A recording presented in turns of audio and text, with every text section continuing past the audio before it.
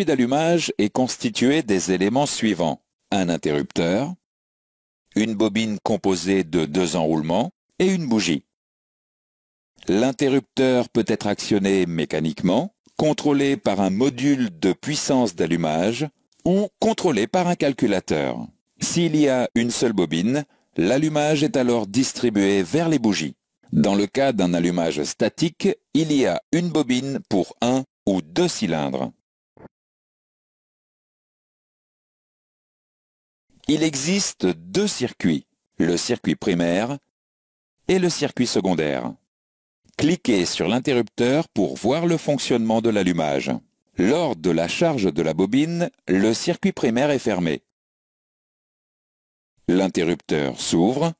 L'ouverture du circuit primaire induit une forte tension dans la bobine du circuit secondaire. Cette forte tension provoque une étincelle à la bougie. Sur les systèmes récents, le calculateur d'injection gère aussi la fonction allumage. Cependant, sur certains systèmes, l'interrupteur du circuit primaire est intégré dans un module de puissance d'allumage MPA. Le MPA gère l'intensité de charge de la bobine. Le calculateur envoie un signal de commande au MPA qui ouvre le circuit primaire pour déclencher l'allumage. Sur un circuit dit jumeau-statique, une bobine est affectée à chaque couple de cylindres. Chacune des extrémités du circuit secondaire est raccordée à une bougie. Le calculateur pilote directement les bobines. Au point d'allumage, une étincelle jaillit à chacune des 2 bougies. Une étincelle est utilisée en fin de compression pour l'allumage. L'autre étincelle est produite en fin d'échappement et est dite perdue. Sur un système dit à bobine crayon, il y a une bobine par cylindre. Il existe 2 configurations. Cliquez sur le calculateur pour voir le fonctionnement de la première configuration. Dans le premier cas, 2 bobines sont montées en série et pilotées par le même étage de sortie du calculateur. Il y a donc à chaque fois 2 étincelles, comme dans le cas d'une bobine jumeau-statique. Cliquez sur le calculateur pour voir le fonctionnement de la seconde configuration. Il existe cependant des systèmes où chaque bobine est pilotée par un étage de sortie du calculateur distinct. Dans ce cas, il n'y a qu'une étincelle qui est produite de manière séquentielle pour chaque cylindre. Les bougies fonctionnent à des températures comprises entre 350 et 850 degrés Celsius. Il est impératif de monter les bougies préconisées par le constructeur. En effet, la gamme thermique d'une bougie détermine sa capacité à évacuer la chaleur.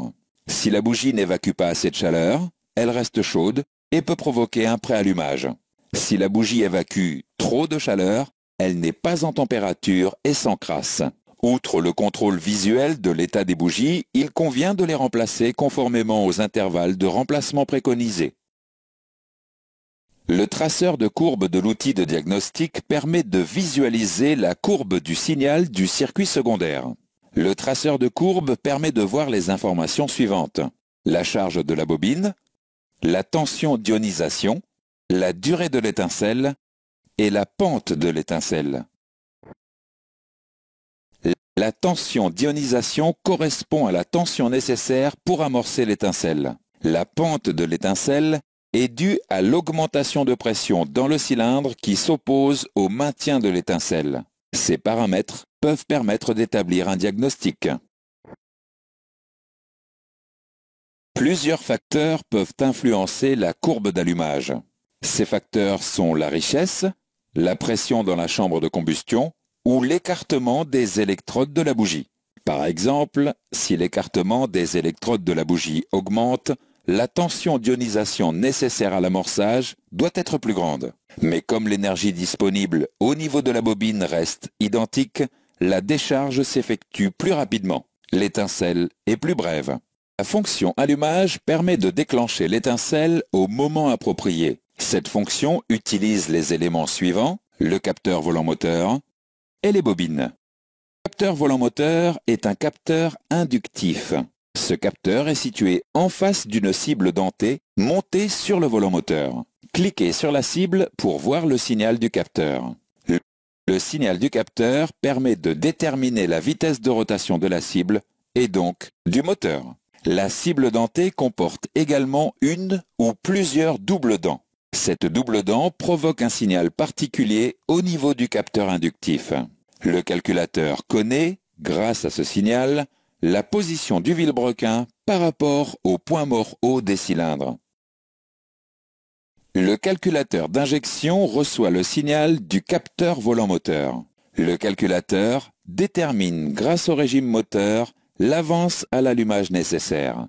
Le signal correspondant à la double dent informe le calculateur sur la position du vilebrequin par rapport au point mort haut. Le calculateur détermine le moment de l'allumage par rapport à ce signal et à l'avance désirée. Vous pouvez déplacer le curseur de la souris sur les éléments pour voir les stratégies utilisées pour cette fonction.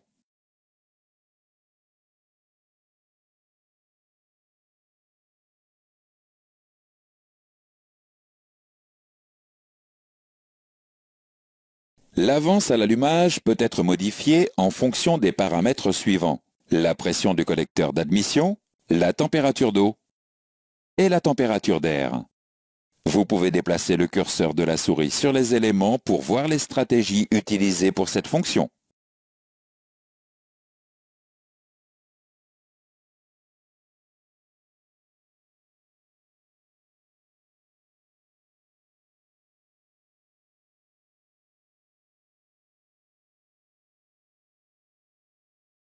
La plupart des véhicules utilisent des systèmes d'allumage qui déclenchent deux étincelles simultanées sur deux cylindres. Une étincelle est utilisée en fin de compression pour l'allumage, l'autre étincelle est produite en fin d'échappement et est dite perdue. Cependant, certains systèmes déclenchent une seule étincelle par cycle. Dans ce cas, il n'y a qu'une étincelle qui est produite de manière séquentielle pour chaque cylindre. L'information permettant de reconnaître le cylindre devant être allumé est fournie par le capteur d'Arbracam. Il existe une stratégie particulière sur les véhicules équipés d'une transmission automatique. Cette stratégie est appelée estompage de couple. Le calculateur de transmission automatique envoie un signal au calculateur d'injection lors du changement de rapport. Le calculateur d'injection diminue l'avance à l'allumage durant le changement de rapport. La diminution de l'avance à l'allumage permet de réduire le couple moteur et donc de rendre le changement de rapport plus souple. Il n'existe pas de stratégie de mode dégradé pour le capteur volant-moteur. Tout défaut sur ce capteur empêche le fonctionnement du moteur. Tout défaut sur les autres capteurs entraîne l'utilisation d'une avance prédéfinie. Vous pouvez déplacer le curseur de la souris sur les éléments pour voir les stratégies de mode dégradé.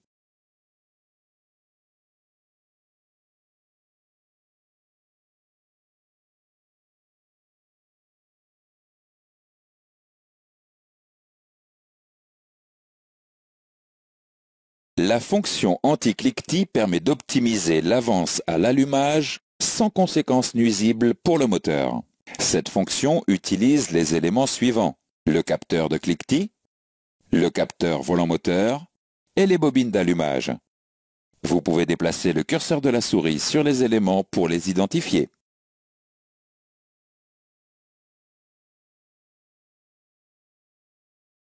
Le capteur de cliquetis est un capteur piézoélectrique vissé sur la culasse ou le bloc moteur. Cliquez sur le capteur pour voir son fonctionnement.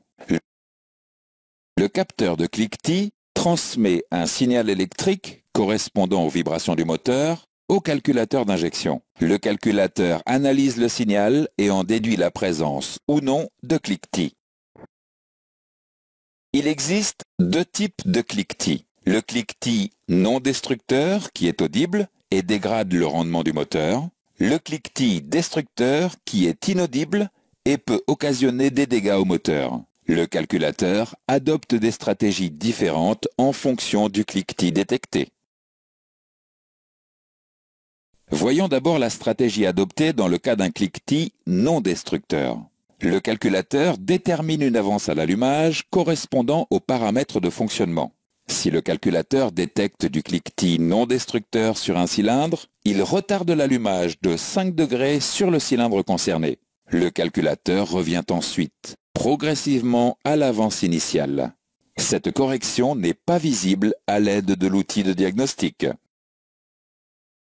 Voyons maintenant la stratégie adoptée en cas de cliquetis destructeur. Le calculateur détermine une avance à l'allumage correspondant aux paramètres de fonctionnement.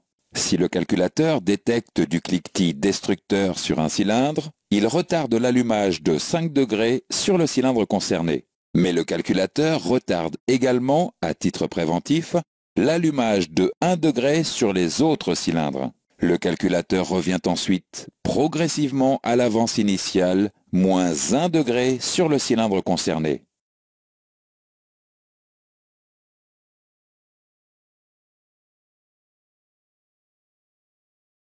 Le retour à l'avance initiale pour l'ensemble des cylindres s'effectue après une durée déterminée. Cette correction est visible à l'aide de l'outil de diagnostic. Dans le cas d'un défaut sur le capteur de cliquetis, le calculateur utilise une avance à l'allumage réduite afin de diminuer le risque de cliquetis. Vous pouvez déplacer le curseur de la souris sur les éléments pour voir les stratégies de mode dégradé.